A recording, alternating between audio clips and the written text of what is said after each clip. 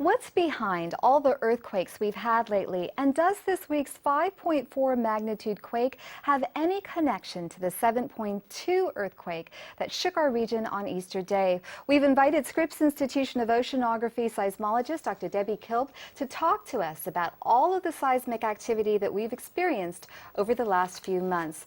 Dr. Kilb, my first question for you is, what do you know about Wednesday's earthquake? Where was the epicenter, and what fault line did it occur on?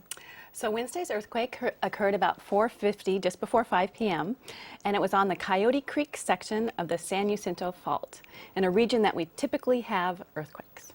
It's been characterized as an earthquake and not an aftershock. Do you agree with that assessment? I do, but only after looking at it closely. It wasn't just a aftershock, earthquake. So you have to really look at it and say, well, what's the spatial differential and what's the temporal differential?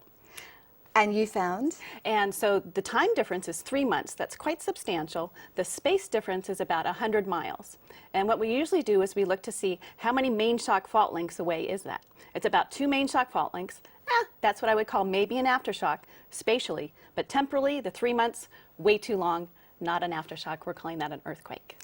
Okay, you mentioned that the quake occurred along the San Jacinto Fault. What are some of the unique features of that fault? Well, that fault is continually having aftershocks, earthquakes. Bing, bing, bing, bing. Most people are surprised to know that we have an earthquake on the San Jacinto Fault almost every day. And we also have magnitude 5s on that San Jacinto Fault. We've had a magnitude 5 in 2001, a magnitude 5 in 2005. So we're continually having magnitude 5s. So this really isn't that much out of the ordinary. But it does seem like it's out of the ordinary. I mean, I've lived in Southern California for a heck of a long time, and I don't remember this many earthquakes of this size occurring with this kind of frequency.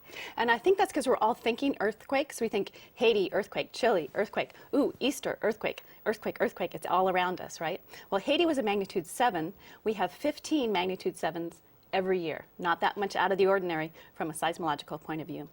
The earthquakes that you've been feeling lately are aftershocks within the last month or two after the April earthquake, are aftershocks of that earthquake. So 7.2, we would expect a 6.2, 5 point, etc., near the epicenter region within a month or two. That's what we were feeling, exactly what we would expect from a seismological point of view. Is it fair to say that the San Jacinto Fault line poses more of a risk to Southern California, actually San Diego, than the San Andreas Fault line, which we've heard so much about over the past 10, 15, 20 years? Well, we can also look at it spatially. San Diego, we're much closer to the San Jacinto Fault than we are to the San Andreas Fault. The closer we are to the earthquake rupture, the closer we are to that major fault, then the stronger we'll feel that shaking. So if you went, oh, wow, I really felt that Easter earthquake here in San Diego, someone in LA might say, wow, I felt it, but I didn't feel it as strong as you.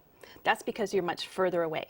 The same thing's going to happen with the San Jacinto and the San Andreas. Something on the San Andreas is going to be farther away from San Diego, and the San Jacinto Fault, a little closer, will probably feel it a little bit more. You know, we've heard so much about the big one. The big one is coming, the big one is coming. But what constitutes the big one? I mean, we had the one that occurred on Easter Day. And, you know, 5.4, I understand, is not the big one. But what do we see as the big one these days? So what people are worried about is the southern part of the San Andreas Fault. It hasn't ruptured in over 300 years. And we're about 100 years overdue for what we expect to have a large, big earthquake. And in my mind, I would say that big earthquake might be in the order of maybe 7.5, maybe an 8 at the most. And it's limited because the shallow depth of the San Andreas Fault, we don't get that long, deep, big earthquake rupture that we might in Chile.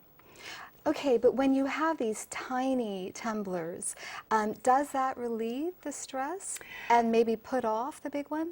So it does, but it's so small. We'd take thousands of magnitude 6s to relieve the stress from that magnitude 8. So are we going to have 1,000 magnitude 6s within the next year? No, I don't think so.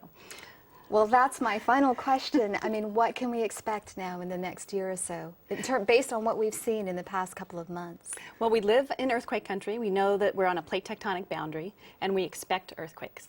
So I would expect to have an earthquake, and I would be prepared. Have your earthquake preparedness kit. Know what you're going to do, and if an earthquake occurred right now, where would you go? What would you do?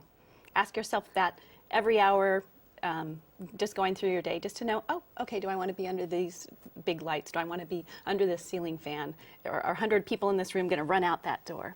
Just, you know, keep it in mind. Okay, Dr. Kill, thank you so much for that information. Thank you.